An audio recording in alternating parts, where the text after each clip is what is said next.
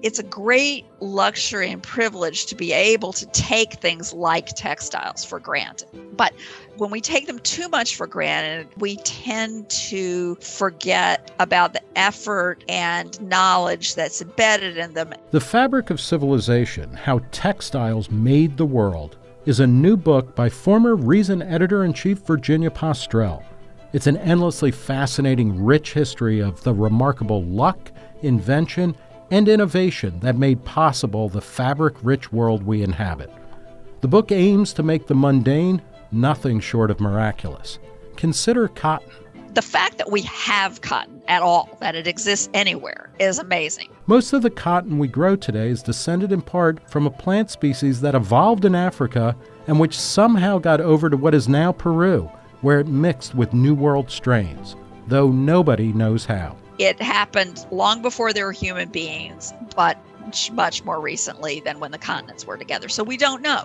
It could have gotten caught up in a hurricane. It could have floated on a piece of pumice. So it's this very unlikely happening that had tremendous world-changing consequences. The story of textiles is rife with attempts at protectionism and prohibition.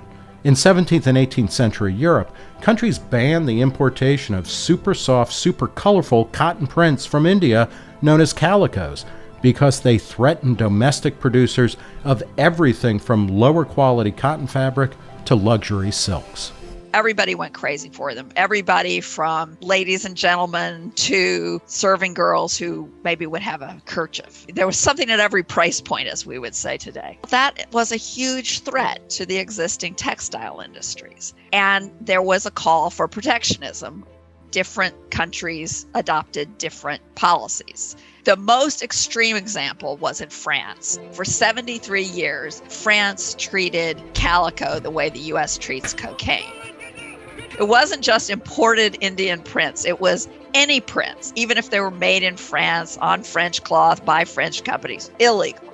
Calicos also came in luxury versions, and people did wear them at court, even when they were illegal. There was this huge amount of smuggling, and they were constantly ratcheting up the penalties. They got quite grotesque, at least for the major traffickers. Some of the earliest writings of classical liberalism are in this context, are people saying, not only is this not working, but it is unjust to be sentencing people to the galleys in order to protect silk makers' profits. And eventually it was replaced with a giant tax on imports, but it was definitely better. But there was massive smuggling around the tax too.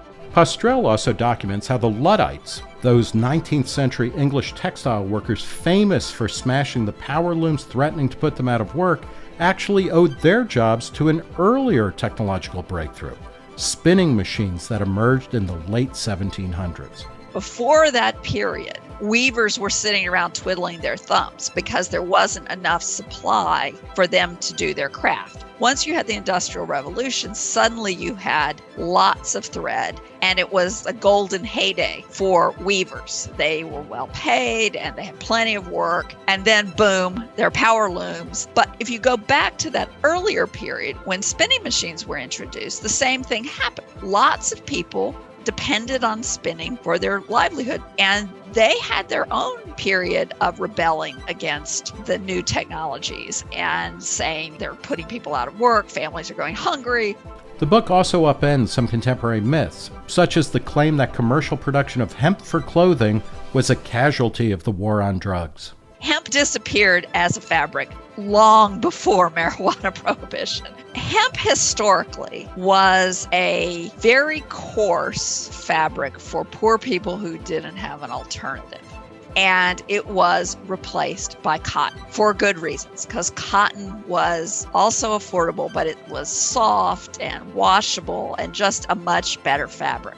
Postrel says one thread that runs through her work from her 1998 book, The Future and Its Enemies, is how complicated and overdetermined the world is. There is no scratch. You don't start from scratch. And I think too many libertarians and radicals of all sorts want to make the world be like a clean sheet of paper so that they can start with their perfect system. where in fact human beings live in history and we inherit the legacies, positive and negative, of that history.